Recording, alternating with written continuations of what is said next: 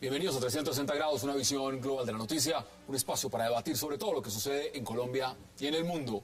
Iniciamos hoy 360 hablando de todas las reacciones políticas que ha despertado el anuncio del presidente Juan Manuel Santos de ir a buscar su reelección para terminar las tareas pendientes y darle una oportunidad a la paz. Ahora la pregunta es, ¿qué tanto las encuestas donde pierde la reelección podrá reversarlas el candidato presidente? ¿Será además el general Naranjo el vicepresidente o será Germán Vargas Lleras? ¿Cómo hará el juego con el tema de la ley de garantías? Y ante todo, ¿por qué se dice que si sale otro candidato al ruedo puede hacerle perder la apuesta? Hoy debate en 360. Y también en nuestro segundo bloque hablaremos acerca de esas estrategias que está usando el gobierno para evitar lo que parece una inminente guerra verde en Boyacá, sobre todo después de la captura de su nuevo zar, Pedro Orejas. El gobierno adoptará 3 planes para evitar guerra entre esmeralderos luego de la captura de Pedronel Rincón. ¿Qué pasa en Colombia con el negocio de las esmeraldas? ¿Y hasta cuándo se permitirá que siga siendo operado como está siendo hasta el momento? Hoy debate en 360 y no se muevan, que ya en segundos le damos la bienvenida a nuestros invitados.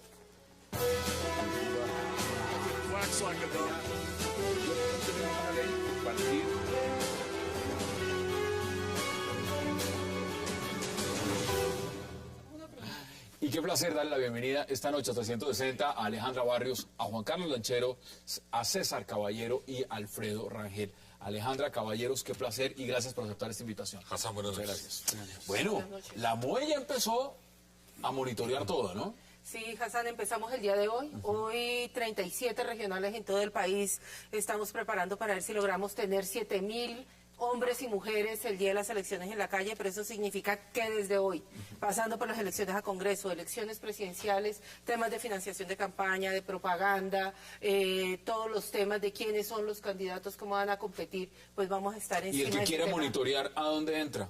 Pues muy fácil, nos pueden seguir en @MoeColombia, ahí en Twitter estamos de manera permanente, además haciendo informe todos los viernes, y en www.moe.org.co, pero además vamos a estar haciendo informes periódicos sobre cómo van avanzando las elecciones. ¿Y cómo le pareció, antes de que empecemos a rotarnos en la mesa, cómo le pareció el anuncio del presidente?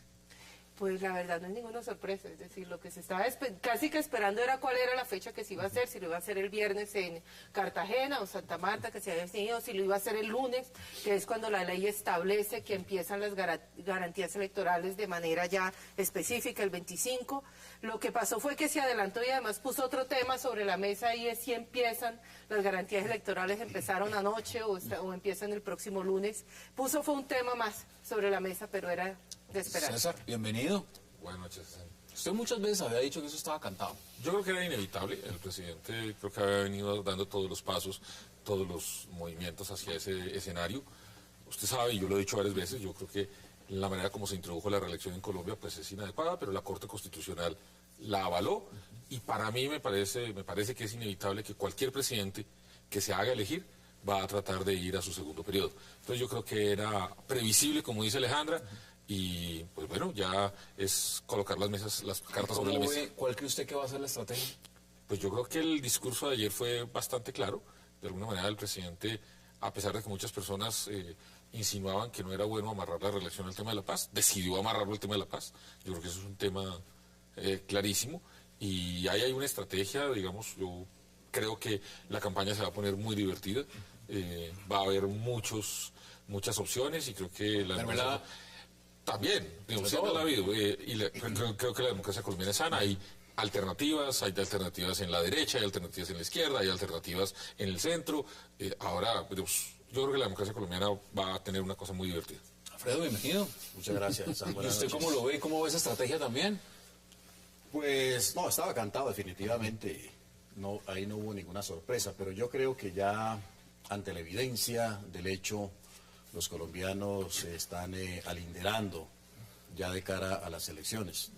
Yo recuerdo solamente unos datos. En la encuesta Gallup, de la última, señalaba que el 77% de los colombianos estaban en contra de la reelección. Hoy se hicieron varios sondeos de opinión en varios medios. En el colombiano, por ejemplo, el 76% de la gente se mostró contraria a la reelección de Santos, en la FM el 80%, y creo que esto está ratificando pues la negativa de la inmensa mayoría de los colombianos a la reelección del presidente Santos. O sea, no la tiene fácil en su que la opinión. va a tener muy complicada, la va a tener muy difícil, porque incluso hoy en otra emisora el candidato, digamos, de oposición logró una intención de voto en el sondeo cerca de un 80%, y en el colombiano de igual manera, mientras el presidente Santos tenía muy baja calificación. O sea, la batalla electoral empezó. Aquí empieza. Y creo que se están alinderando, digamos, las cargas se están un poco ajustando por el camino. Juan Carlos Lancheros, bienvenido. Hassan, buenas noches. No solamente está el presidente, ¿no? Los verdes también están... Sí, tienen más candidatos a la presidencia que al Congreso. Al Congreso. Sí, lo estamos hablando ahorita. Porque esa lista del Senado tiene menos candidatos que... Seguro. A ver, digo, igual, no hay sorpresa. Realmente después de la reforma constitucional los periodos presidenciales son de 8 años, con la posibilidad en la mitad de quitarle el mandato. Entonces, lo que va a ocurrir ahorita es un acto de refrendación, que tiene unas dificultades importantes, pues porque el presidente que está en ejercicio tiene el poder sobre el presupuesto.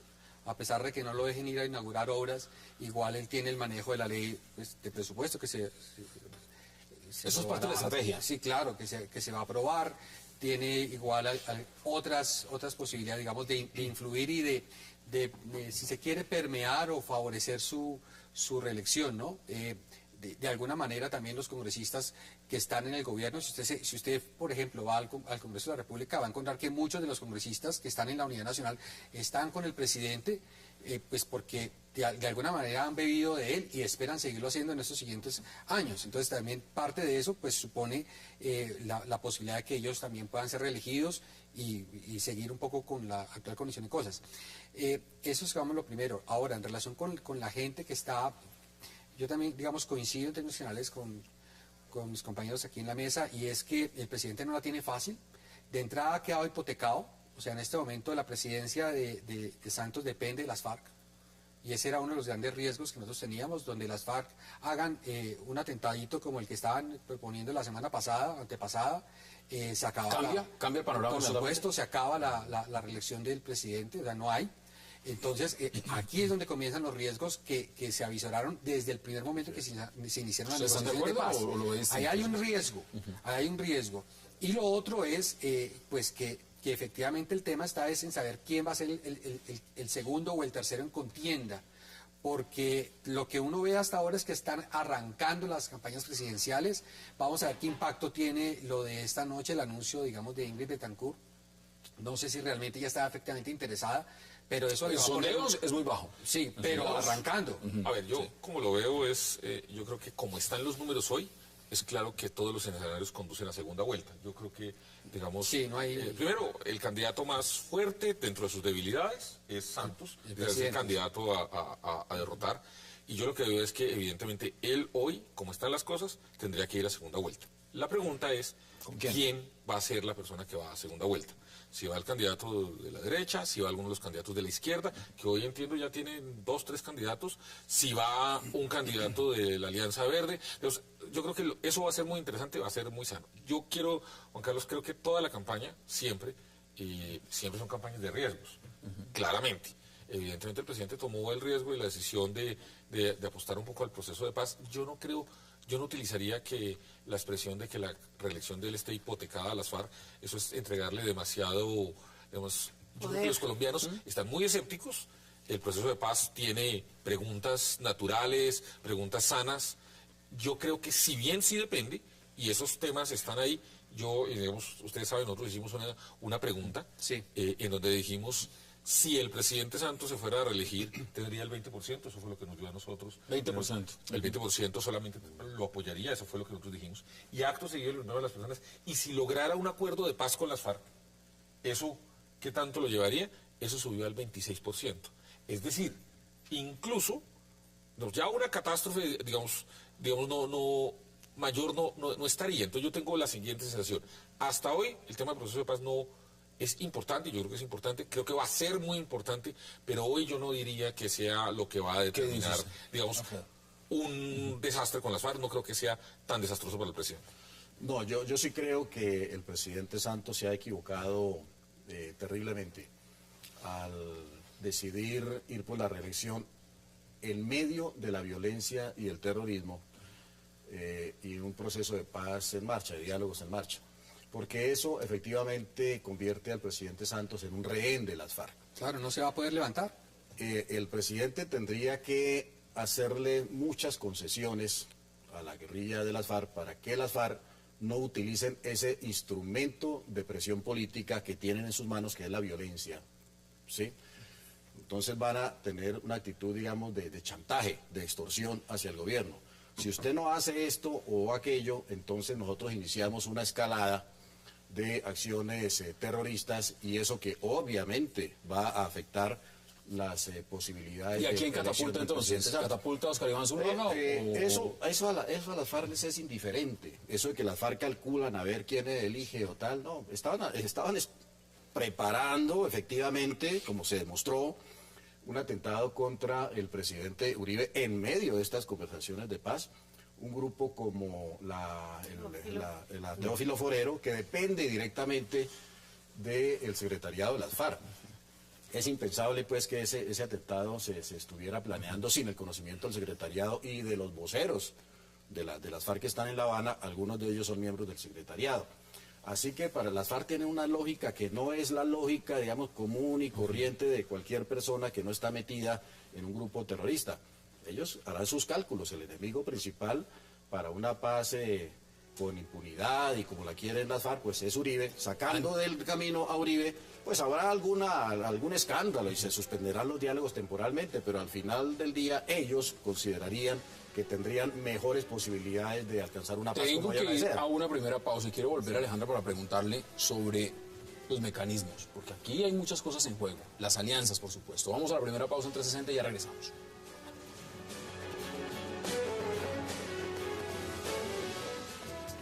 Lo natural te nutre más. Toma leche colombiana, una campaña del Fondo Nacional del Ganado, Fedegan.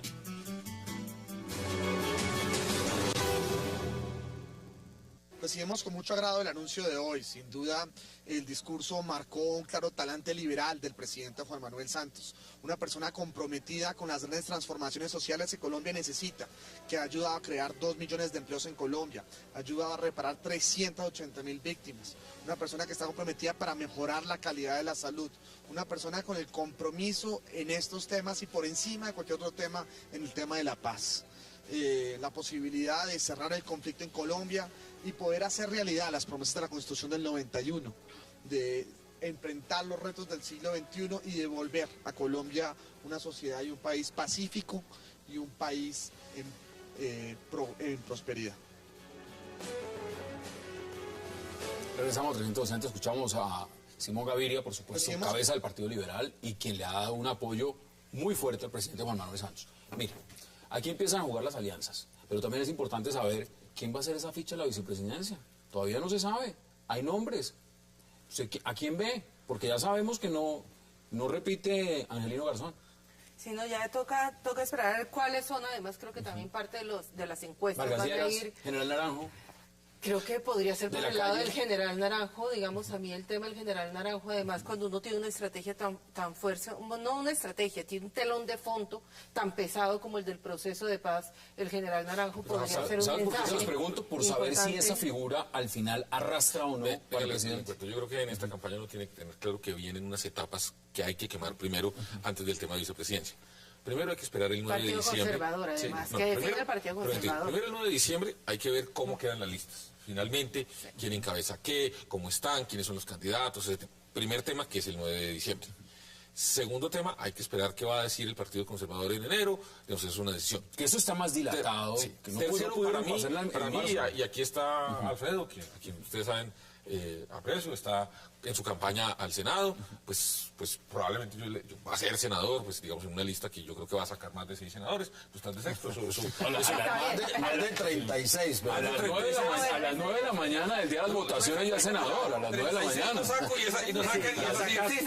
Las mesas salen a las 8, a las 9 ya le ya es senador. Pero los 6 primeros, los 10 Ese es primeros. pronóstico de candidatos. Pero, Los 36 pronóstico de pero venga, les digo, yo tengo una sensación que es muy importante y quiero ponerlo en esta mesa, y es que por primera vez en muchos años en Colombia la elección de Senado va a ser determinante para la presidencia. Sí, claro. Yo creo que lo que pase en esa elección de Senado, y voy a decir por qué Senado y no Cámara, porque creo que lo de Cámara finalmente responde más a unas realidades regionales y ahí no va a haber, digamos, pero el Senado, como quede conformado el Senado, va a determinar un poco la fortaleza de los candidatos. Claro. Ese día pasa otra cosa, y es la consulta de los verdes, que también va a ser un tema definitivo.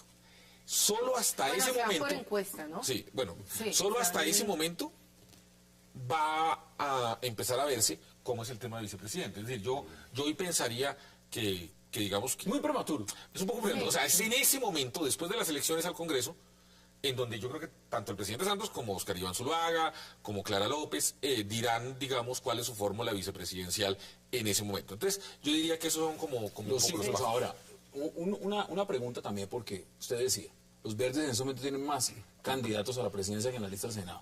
Ahora, precandidatos. Si lo miramos en la perspectiva, en esa alineación como está, ¿quién es el hombre a vencer? ¿El hombre a vencer está en la tercería? ¿El hombre a vencer es Óscar Iván Zuluaga? No, ¿El hombre a Santos. vencer es Juan Manuel Santos? ¿Quién es? Sí, digamos, el Santos. Sí, el presidente. Ese es el hombre. Sí, por es el supuesto. presidente. O sea, usted lo ve con todo, a pesar de que estamos mirando que en las encuestas sigue bajo, es el hombre a vencer. Mira, Seguramente, sí. Hassan, el presidente del presidente. claro un que sí. presidente que va a reelección, es un presidente que está yendo Tiene todo con el toda poder, una tiene fortaleza. todo. Además del Estado. Esa frase que dicen en Colombia, que el partido mayoritario en Colombia se llama el gobierno. Exacto. Eso es una cosa... Sí, claro. Una además, planadora. Es una y uno planadora. no se podría imaginar una segunda vuelta sin que estuviera Santos. Sí, ese escenario yo no lo veo. Sí, no lo Ah, veo. no, Eso es sí. imposible. Inexistente. No, no. Sí, creo. no. Pero adicionalmente, Hassan, es que yo creo que estas elecciones se van a convertir en un plebiscito en favor o en contra del gobierno. Del proceso de paz. Y bueno, ¿Del proceso o de todas las políticas en general? No, yo creo que del gobierno, digamos, desde el gobierno. Más del gobierno. Y obviamente dentro de la gestión del gobierno, el proceso de paz pues tiene un peso específico grande, yo considero que grande para la opinión. Así que en ese sentido va a ser una elección muy atípica, digamos, las próximas, las del año entrante. Porque se va a convertir en eso, en un plebiscito. Y efectivamente, el resultado de la elección del Congreso va a tener un impacto determinante para impulsar o para desinflar, digamos, algunas candidaturas. Algunas candidaturas. Nosotros consideramos en el Centro Democrático que un buen resultado, como lo están pues lo están anticipando muchas encuestas, le permitiría a nuestro candidato potenciarse hacia, Aún más. hacia el futuro, Como aún dices, más, va a y jugar una parte eventualmente, clave. digamos, le garantizaría por lo menos, pasar a la segunda vuelta si es que no ganamos en la primera. Ustedes pueden decir eso. No, está bien el optimismo. Está bien el optimismo. Son pronósticos. Las intenciones de voto de hoy que les refería, El 80%, sí, que les refería, no, eso sí está... ¿por cuál candidato votaría? Encuesta del colombiano. Óscar Iván Zuluaga, sondeo. Sondeo, ¿no? ¿Quién es Entonces, distinto para sí, entiende sondeo, es menos riguroso, etcétera. Y, bueno. Óscar Iván Zuluaga, 45%. No, ya ganó. Santos, 3.2%. La encuesta de la FM iba por los mismos lados. El sondeo de la W, pero de la W iba por el mismo lado. Pero bueno, independientemente de eso, creo que el punto, digamos, más débil del presidente Santos es la enorme imagen negativa que tiene dentro de muchos sectores de la opinión. Lo que hace que en una segunda vuelta, cualquier candidato que sea, digamos, el del Centro Democrático o cualquier otro, pues no importaría, Ahora, tendría una enorme posibilidad de arrastrar ese voto de castigo contra el presidente Santos y ¿no lo ve? el presidente Santos perder la elección en la segunda vuelta por ese efecto de castigo. O sea, la gente puede que no le gusta a Pepito Pérez le voy a como poner candidato. elementos. En pero las para elecciones, castigar a Santos Uribe. pasadas en Facebook ganaban Tanas Mocos. Sí. Y no había un clic para votar. antes de la convención. Pero, Facebook no es confiable. Estos sondeos son más confiables que Facebook. No, yo sí creo que uno tiene que ser muy riguroso cuando está hablando de una encuesta y cuando está hablando de un sondeo. sí, Además, porque pero el un sondeo igual da No, un sondeo es quién es el teléfono, quién es la persona, llamas, faltan por internet. Es decir, no tienes muchas veces forma de controlar si yo entro varias veces y marco por una persona. Es decir, yo sí creo que además uno debe respetar, porque tengo una encuestadora al lado, claro. a las encuestadoras que hacen un trabajo además de campo, hacen toda una mirada, digamos, matemática de este ejercicio. Pero yo sí quisiera volverme un segundo, Hassan, al tema del Congreso, porque es que yo creo que el primer campo de batalla en este el campo de batalla es el Senado. primer campo de batalla va a ser el Senado, y además yo sí creo que por primera vez desde hace muchos años vamos a tener posiblemente de verdad una pelea de titanes, donde se ha ¿Y a quién ve modificado... usted punteando en este momento? No, yo creo que están ¿A la unidad nacional o No, pues, al digamos, Libre Centro Democrático? el Centro Democrático ya puso una lista, digamos, es claro que ahí hay una lista clara, una lista que tiene peso, no le puede negar esa lista de peso que tiene el Centro Democrático. Toca esperar, digamos, una lista del Partido Liberal. El Partido Liberal es un partido que se ha ido creciendo, cogiendo músculo. Una discusión, un debate con Serpa no es un juego de niños.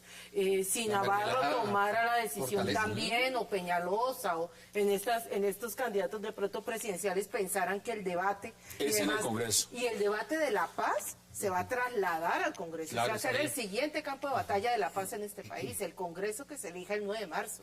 Entonces, si se empieza a entender que es ahí donde entra a discutirse de verdad cómo es que vamos a realizar este país, esto se va a poner muy interesante. ¿Dónde me deja usted? Porque pues, vuelvo y les Y pregunto, los porque es que ya hay verdes, una... Los señalo. verdes ya está Ingrid Betancourt. ¿Ella no marca?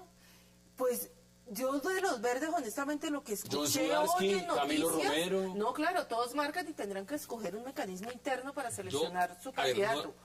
creo entender que lo que ellos han dicho es lo siguiente, es que Están ellos van a hacer consulta en marzo, es lo que entiendo, que lo que van a decir es que una encuesta en donde Una encuesta. tengan que se pueden inscribir los que tengan una favorabilidad X, digamos, es lo que entiendo, pero lo que entiendo es que ellos quieren hacer consulta en marzo. Es lo que entiendo. Sí, ¿No para fue no tarde? pasarse los términos que Pues no fue decisión tarde la vez tomó el pasada. Partido Verde. No fue tarde la Inscribir vez a pasada. aquellos que consideran, que señalaron que podían ser presidenciables. Pero hay un Carlos. tema, ¿no? Que es importante que se tenga en cuenta, y es que es posible que ellos puedan elegir un candidato presidencial y no queden en el Congreso, porque no pasen el umbral. Eso O es sea, se perfectamente. supone que Puede ser un escenario. la apuesta se supone que ya la lo entiendo. apuesta que ellos hacen es que la alianza Los impulsan. alcanza a subir el 5%, pero si no tienen una lista para el Congreso, que sea para el Senado, que sea sólida, pues es que se van a quedar sin representación. Así y es. ahí se pueden quemar. Yo veo más Yo creo que interesante le pasó a Enrique Peñalosa Sí, claro. individualmente a Que le la fue elección bien y no pasó. 280.000 o no sé, y no alcanzó. Y no alcanzó. Ahora, el Partido Conservador yo creo que juega un papel muy importante. Yo no sé, el Centro Democrático, pues, me imagino que le está haciendo fuerza a la Forí o a la exministra. Pues, No, la Forilla ya renunció. Pero, renunció a la aspiración. Defensa. Ya dice no va. No, solamente queda en la como aspirante pues, del Marta Partido Lucía. Conservador, Por eso, Marta Lucía Ramírez. y- Pero el Centro Democrático obviamente que esperaría tener alianzas con otros movimientos, otras formaciones políticas, la principal de ellas sin duda pues el Partido Conservador. Y el Partido Conservador Pero pues, es que la lástima, está haciendo maquinaria- está haciendo un maquinaria- juego, digamos, de dilatar y dilatar Y la después no hay decisión tiempos para y para lanzar mirar, candidatos. digamos, qué es lo que más o menos siempre ha hecho, cómo están las cosas y para qué lado es mejor. Pero, Vamos a- Hassan, vamos a empezar a si concluir ese si tema. me permiten Adelante. leer el agua. ¿Sí? Si me Adelante, permiten leer el agua. adelante. Lo que me dice el agua es que creo que también algo que va a podríamos ver del Partido Conservador es que vamos a tener en listas del partido de las cámaras de representantes a hijos o familiares de los que siguen dentro del Partido Conservador, es decir, una estrategia de unos se quedan en unos partidos porque no pudieron renunciar, no pueden salirse, es digamos la ley hoy, como ellos dicen, los secuestra, los atrapa en un partido, pero de otro lado sí hay unas convicciones muy fuertes de algunas personas del Partido Conservador que los acerca mucho más al Centro Democrático que al mismo Partido Conservador, entonces vamos a empezar a ver esas... Hay un tema que no quiero dejar de lado antes de Los que pies. concluyamos en menos de 2 minutos y es la ley de garantías. ¿Esa ley de garantías, en la opinión de ustedes, realmente funciona o no funciona, Juan Carlos? Pues a ver, como está diseñada, sí en general le establece límites al gobierno nacional. Eso, sin duda, digamos, en general ahorita la contratación estatal, la contratación del gobierno nacional entra en un periodo de mucha lentitud, digamos, en general puede funcionar. Lo que pasa es que tal vez lo que le falta a la ley de garantías ahí no tiene que ver necesariamente con los contratos. Porque por una parte los contratos más importantes ya se hicieron. Sí, eso ya se hicieron. Hay otros contratos que seguramente también se pueden celebrar ahora, sino justamente es lo contrario, la expectativa de los contratos futuros. Entonces, aquí lo que hay es en el fondo una gran cantidad de burocracia, de personas atadas a Santos. Y ellos quieren seguir con eso. Tengo que ir a una pausa, no quiero dejar este tema sin que lo concluyan ustedes dos. Regresamos porque también quiero que hablemos del segundo tema de la noche que tiene que ver con Boyacá y las Esmeraldas. Ya regresamos.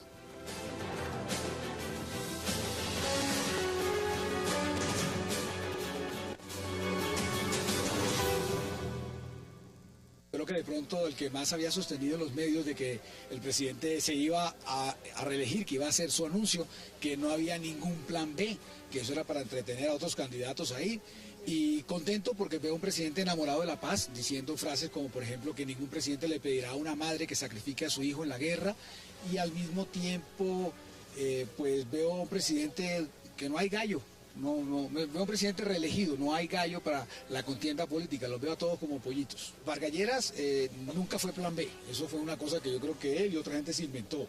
Y lo que yo veo o creo es que Vargas Lleras seguirá ya en la Fundación Buen Gobierno. El presidente lo anunció cuando todavía no había cálculos políticos ni se podía hablar en favor de la paz, y lo hizo de forma de frente hace, yo creo que julio del año pasado, con el tema cuando se aprobó el marco jurídico para la paz, y después su anuncio posterior en septiembre. O sea que yo creo que las cosas en septiembre y noviembre, yo creo que las cosas han salido bastante bien, y por lo tanto ojalá que todos los presidentes se reeligieran buscando la paz en un país que nunca la ha tenido. Es que la paz no es un problema ni del presidente Santos, ni de Uribe, ni de la FARC. Es para ver si algún día usted y yo y todos los colombianos podemos vivir como humanos. Regresamos a 360. Pollitos, dice Armando Benedetti. ¿Cómo pollitos a los demás candidatos? El señor Benedetti está obviamente pensando con el deseo. Gallos iba a haber.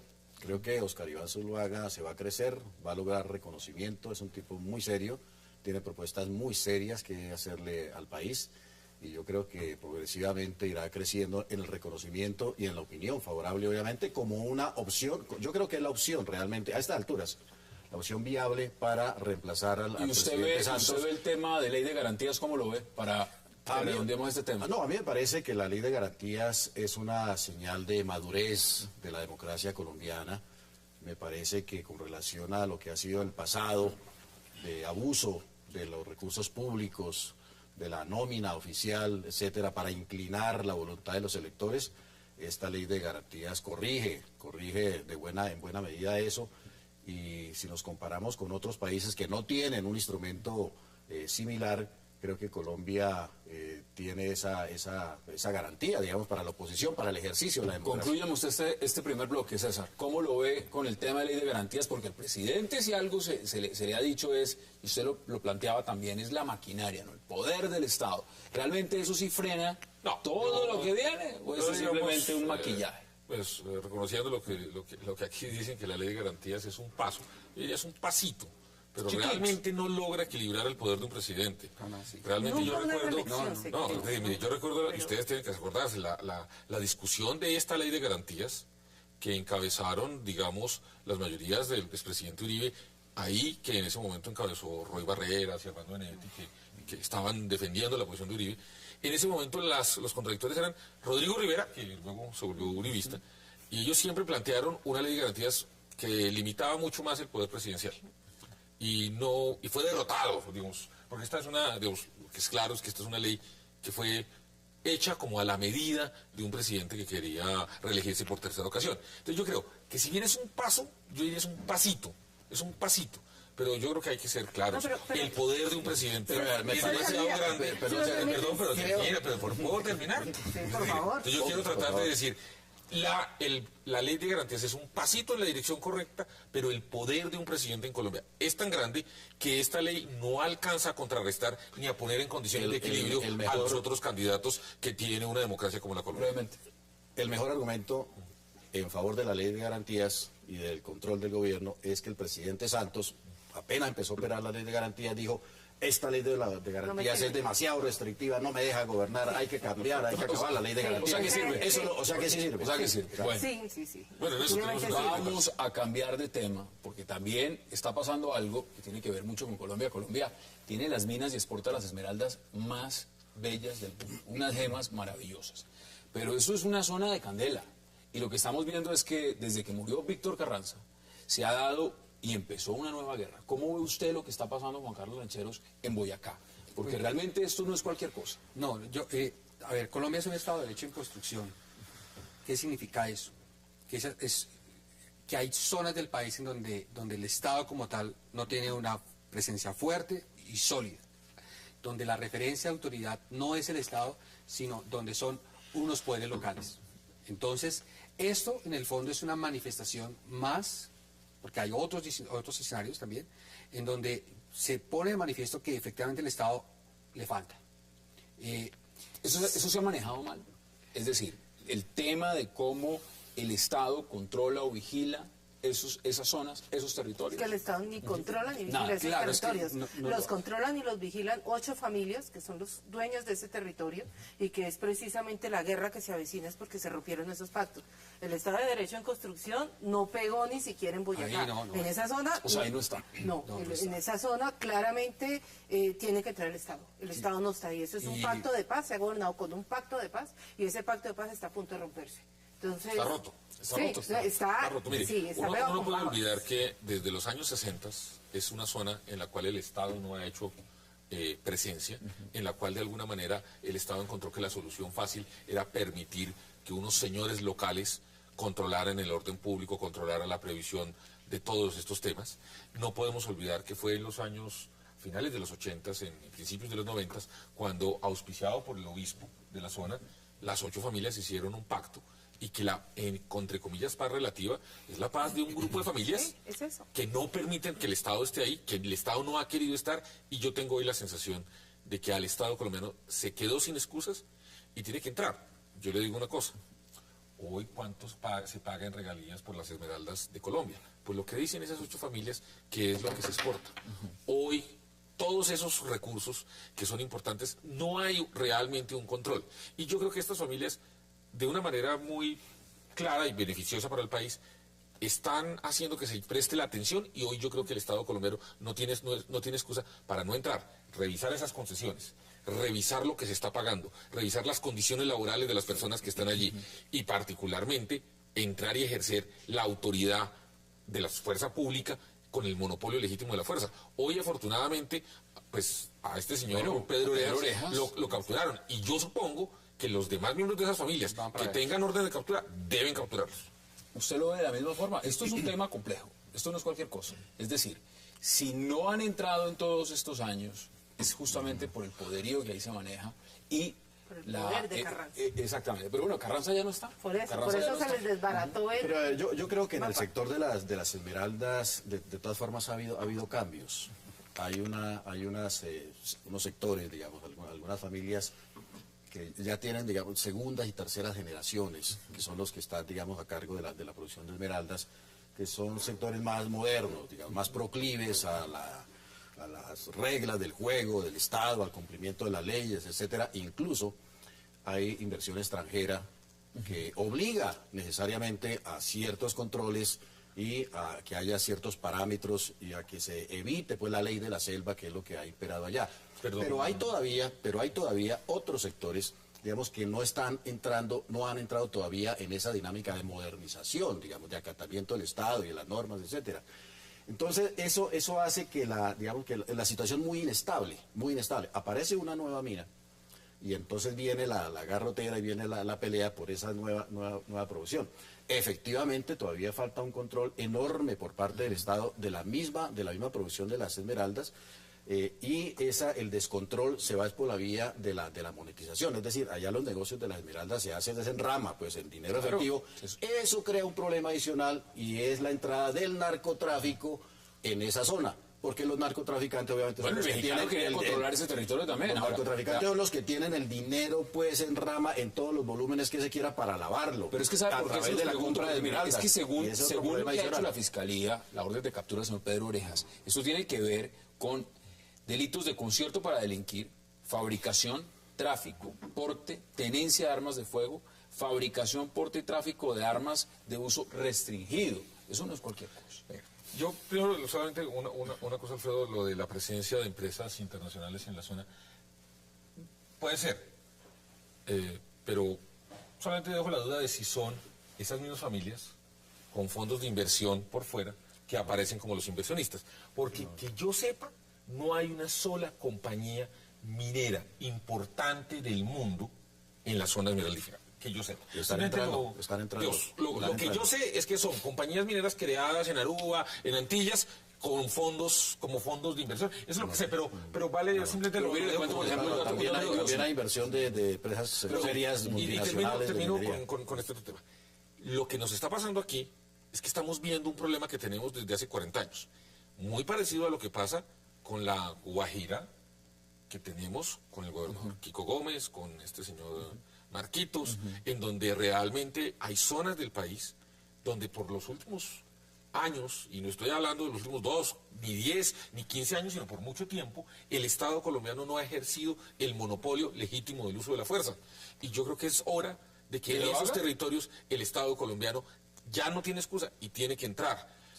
Yo obviamente tampoco voy a satanizar a todos los empresarios de las Esmeraldas ni a las 8 familias, pero lo que es claro es que ahí hoy no hay una presencia del Estado ejerciendo la autoridad que debería hacerse. No Y tiene que entrar el Estado, hay además independientemente de quién adicionalmente esté. una situación que es, digamos, lamentable, que sí da grima, y es que es una región nadando en un mar de riqueza con unas carencias absolutamente de lo más elemental, de carretera, de lo más de salud, de educación, de lo más elemental. Pero, Alfredo, es decir, son te pueblos vuelvo muy la pobres ¿qué pasa nadando con en un las mar de regalías? riqueza, porque no hay precisamente la riqueza no se va hacia el Estado en forma de Exactamente. impuestos, etcétera, No hay para construcción de solucionar. Tengo que ir a una pausa y ya regresamos. Vamos a la pausa en 360 y ya volvemos al debate. Yo mirando de la-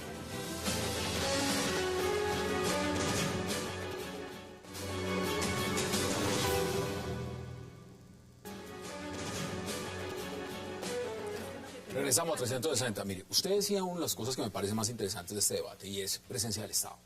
Pero si uno mira, por ejemplo, otro mundo, que es el mundo de los diamantes. El mundo de los diamantes está monopolizado por la compañía De Beers a nivel mundial, que se cargan de la extracción, se cargan de la distribución, se cargan de absolutamente todo. Y sin embargo encontramos lo que todos sabemos, diamantes de sangre. Nosotros lo encontramos en países donde la producción es netamente sacada a base de violencia. Lo que pasa en Colombia, ¿usted cree que es un manejo gubernamental de cómo tiene que ser la explotación? ¿O simplemente es con que el Estado vaya y ejerza control en esas zonas? Porque eso es un tema clave. Eso no solo está pasando con las esmeraldas, digamos, es un tema también con toda la economía extractiva, que todo lo que estamos viendo, además de economía extractiva legal o es economía extractiva ilegal, ¿Minera? es minería lo que Minería, estamos viendo. minería. Ha sido muy difícil de controlar por parte del Estado. Cuando uno ve en el, digamos, lo que es Magdalena Medio, que puede entrar esa maquinaria gigantesca en minería ilegal y nadie la controla. ¿Dónde podemos ver si está el control del Estado? Yo creo que lo vemos claramente en si hay regalías, en si se están pagando los impuestos, si el Estado conoce realmente el tamaño de esas Aquí estoy empresas. leyendo en la revista Semana un artículo muy interesante sobre lo que ha significado la captura de Pedro Orejas. Y ellos miren lo que mencionan. Aquí estarían vinculados gente del Loco Barrera, sicarios de oficinas de Bogotá, las oficinas de los urabeños, negocios de megateo. Es decir, esto no es cualquier cosa. No, Esto es... Mire, Alejandra tiene razón, no es solamente el tema de esmeraldas, es el tema de minería. Y les quiero recordar, porque aquí la gente se le olvidan las cosas. Recordemos lo que pasó con el río de Agua. Cuando encontraron esa explotación de oro, es que yo recuerdo las imágenes yo recuerdo el mismo presidente Uribe diciendo, mando el ejército, y el gobernador protestando y toda la televisión. Mire, y eso fue imposible de parar. Es decir, yo recuerdo que estuvieron cerca de 9 meses, incluso con un presidente que decía, oiga, eso hay que ponerlo, y no fue posible parar ese tema. Y cuando usted pasa, allá ve las retroexcavadoras, más de 80 o 90 botadas, porque evidentemente yo creo que hoy el Estado colombiano nos pasó una cosa, y es que nosotros nos convertimos en un Estado, yo no voy a decir todavía minero, pero con fuerte producción minera, y la institucionalidad para controlar la actividad minera todavía no estaba lista, y hay que uno de construirla. los trenes y las locomotoras es justamente la locomotora minera, tren minero. Ahora, ¿cómo lo ve usted, Juan Carlos? Es que es justamente eso, o sea, yo le aseguro que el titular mañana es: vamos a construir una política de extracción minera, en particular en Boyacá, para efectos de controlar el mercado de las esmeraldas. Entonces, seguimos manejando incendio tras incendio. Mañana o pasado mañana se vuelve a morir un niño en un hospital, en una clínica. Vamos a poner nuestro énfasis en el tema de la salud. Y pasado mañana alguien no sé, se incauta un gran cargamento de lo que sea, y entonces allá vamos a estar. Entonces, parte de lo que está pasando es eso. Yo creo que aquí hay una culpa en general de muchas personas. ¿Por qué? Porque de alguna manera se han focalizado en temas de las FARC o el ELN o los... Y hay como una decisión del Estado de no meterse en ciertas partes. Dejemos que eso esté aquí. Eso es candela. El tema, sí, es que las no, ilegalidades... por ejemplo, lo que hablábamos. No, es que la Guajira, no, eso es muy difícil. No, déjelo ahí. No, pone que la gasolina, no, se pone el déjelo ejemplo, ahí. cartel Y de mientras gasolina. tanto, no. Regiones del Sucre. Pero zonas del país donde realmente no se entra. Entonces, una de las pruebas de que efectivamente el proceso de paz con las FARC no va a generar la paz soñada para los colombianos es esta. Es Existen esos focos que no pero están por incluidos. supuesto. Entonces usted dice, bueno, Arauca, ¿cuánto produce el petróleo? Casanare, o sea, esto debe ser la maravilla. Y usted va y ve pobreza, regada por todo el mundo. Entonces hay algo que debe estar ocurriendo. Entonces la Guajira, semejante departamento tan rico en tantas cosas, y mire la miseria que hay rampeando. Entonces, ahí es donde uno extraña la política del Estado, es ver dónde está, digamos, esa mano negra de la corrupción. Y yo no lo digo de forma retórica, sino que efectivamente hay algo que está pasando, que el país se lo están robando. ¿Cómo es posible todas las regalías que a Boyacá le han robado, que le han sacado del bolsillo? Fruto de esto. Y obviamente, y donde hay dinero fácil, pues hay toda la cantidad de vicios adicionales: corrupción, narcotráfico, bandas criminales, secuestros, muerte, lo que usted quiera. Dígame, ¿cómo es posible que un juez de la República pueda fallar en justicia ya? No hay forma. O que haya un policía que se pueda enfrentar a ellos. No hay forma. Si no hay una presencia institucional, una apuesta de verdad por querer desarmar ese tipo de cosas. Empecemos a redondear porque tengo que ir a las conclusiones. Nos quedan menos de 3 minutos y medio. Aportar un elemento adicional. Yo recientemente he tenido que hacer algunas encuestas sobre sectores. Y cuando uno empieza a decir, bueno, el sector de la construcción, los sectores... Una de las cosas que notamos en las encuestas es que el nivel de variabilidad de todos los datos en minería es enorme.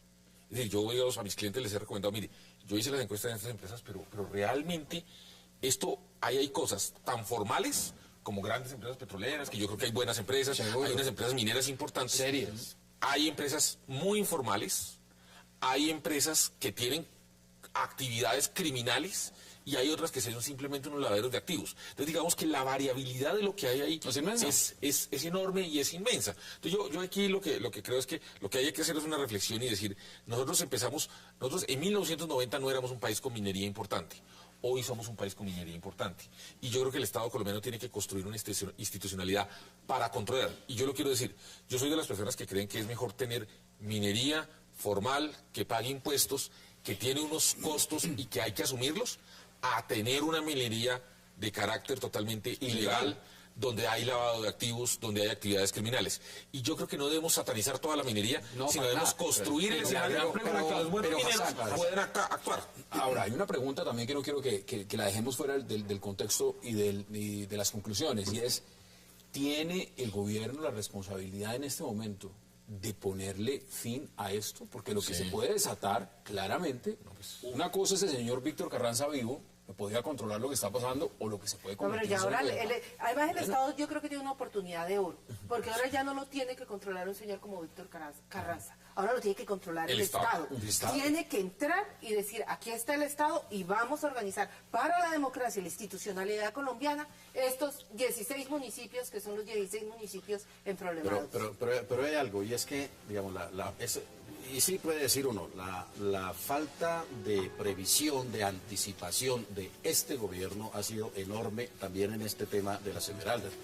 Esto último que ha sucedido es un acontecimiento, un incidente más de muchos otros que han venido aconteciendo en meses anteriores. Es una guerra cantada. Ya viene desbocada, ya casi que se sale de control. El gobierno no reaccionó suficientemente a tiempo para lograr prevenir esto que se puede efectivamente salir de madre. Ahí estamos viendo la primera captura. Concluimos en 20 segundos y termina este debate. La institucionalidad que se está creando en el país es para controlar eso que César llamaba ahorita una minería seria. Pero resulta que hay demasiada minería informal y la institucionalidad no está preparada para eso. Entonces, ahora esto se quiere solucionar con puras medidas de policía y va a ser o sea, es complicado de manejar. Entonces, yo creo que en este sentido hay que repensar también las instituciones nuestras responsables del tema de la minería. ¿Para qué? Pues para tender un puente, por lo menos una época de transición, para intentar jalar toda esta informalidad en algo que se vea para todos los colombianos. Ahí están las posiciones, Juan Carlos Lancheros, como siempre, Muchas un placer. gracias. Alejandra Barrios, qué gusto, y estaremos muy pendientes de ese monitoreo de estas elecciones. Muchísimas gracias, César, por este libro. Muchas gracias.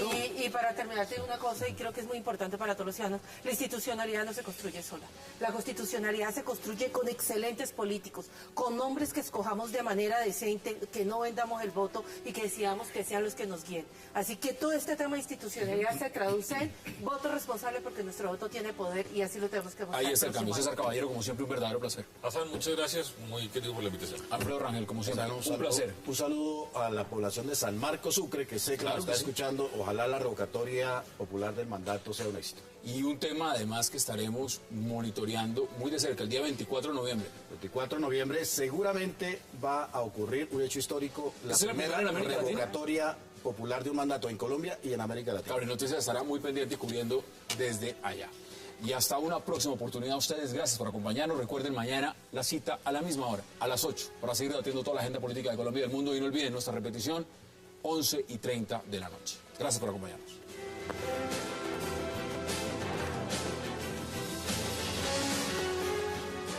Expreso Bolivariano, vamos por Colombia, presentó 360 grados.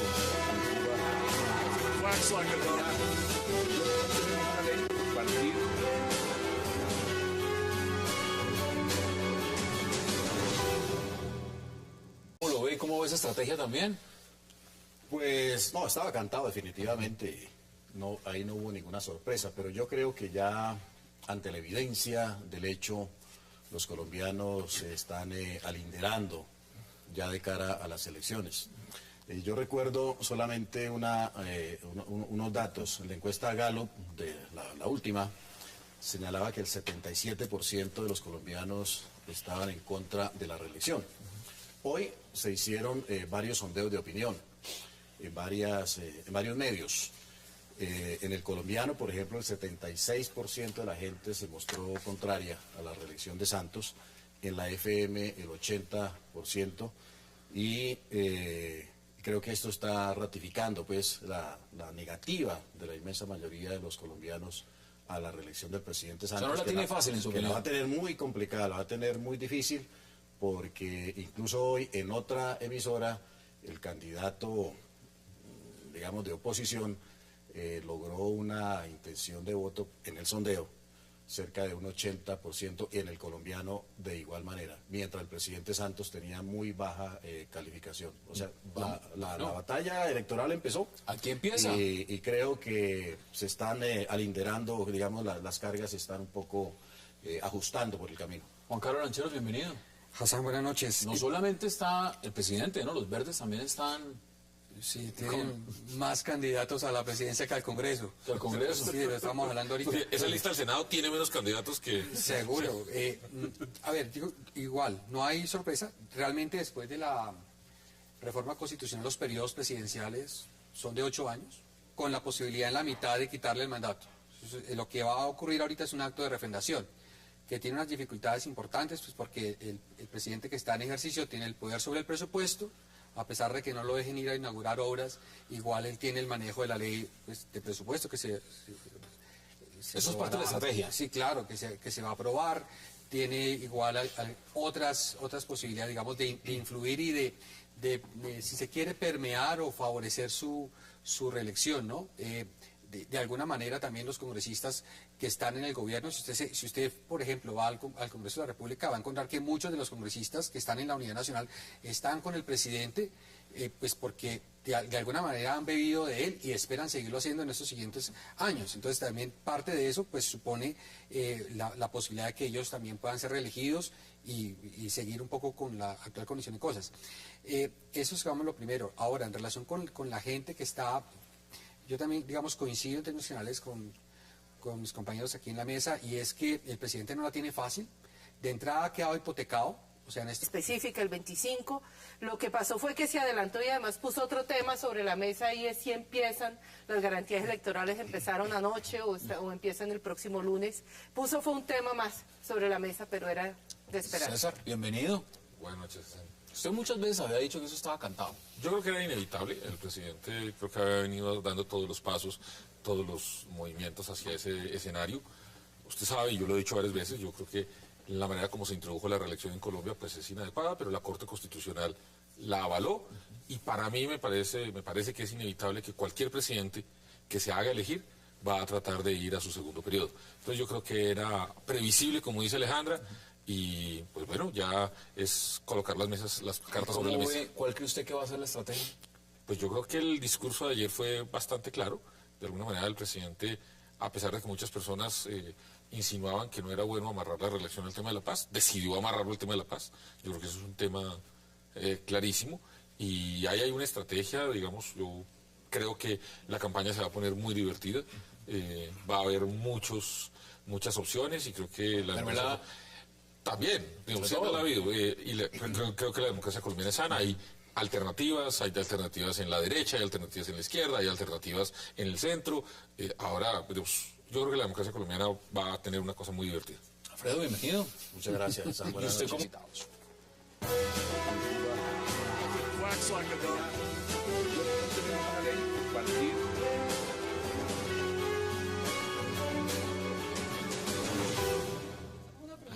Y qué placer darle la bienvenida esta noche a 360 a Alejandra Barrios, a Juan Carlos Lanchero, a César Caballero y Alfredo Rangel. Alejandra, caballeros, qué placer y gracias por aceptar esta invitación. Hassan, buenas noches. Gracias. Bueno, la MOE ya empezó a monitorear todo, ¿no? Sí, Hassan, empezamos el día de hoy. Hoy 37 regionales en todo el país estamos preparando para ver si logramos tener 7.000 hombres y mujeres el día de las elecciones en la calle, pero eso significa que desde hoy, pasando por las elecciones a Congreso, elecciones presidenciales, temas de financiación de campaña, de propaganda, todos los temas de quiénes son los candidatos, cómo van a competir, pues vamos a estar encima. ¿Y el que de quiera este tema. monitorear a dónde entra?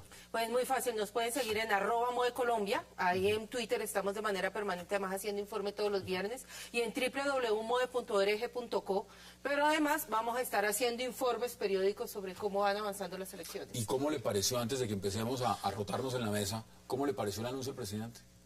Pues la verdad no es ninguna sorpresa, es decir, lo que se estaba casi que esperando era cuál era la fecha que se iba a hacer, si lo iba a hacer el viernes en Cartagena o Santa Marta, que se había definido, si lo iba a hacer el lunes, que es cuando la ley establece que empiezan las garantías electorales de manera ya...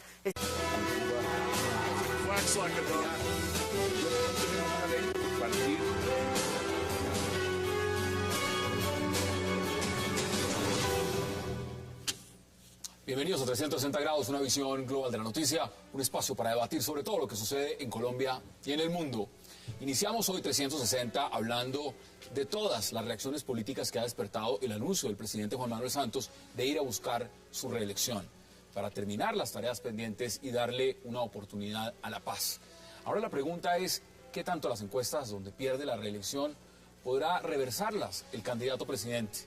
¿Será además el general Naranjo el vicepresidente o será Germán Vargas Lleras? ¿Cómo hará el juego con el tema de la ley de garantías? Y ante todo, ¿por qué se dice que si sale otro candidato al ruedo puede hacerle perder la apuesta? Hoy debate en 360. Y también en nuestro segundo bloque hablaremos acerca de esas estrategias que está usando el gobierno para evitar lo que parece una inminente guerra verde en Boyacá, sobre todo después de la captura de su nuevo zar, Pedro Orejas. El gobierno adoptará 3 planes para evitar guerra entre esmeralderos luego de la captura de Pedronel Rincón. ¿Qué pasa en Colombia con el negocio de las esmeraldas? ¿Y hasta cuándo se permitirá que siga siendo operado como está siendo hasta el momento? Hoy debate en 360 y no se muevan, que ya en segundos le damos la bienvenida a nuestros invitados.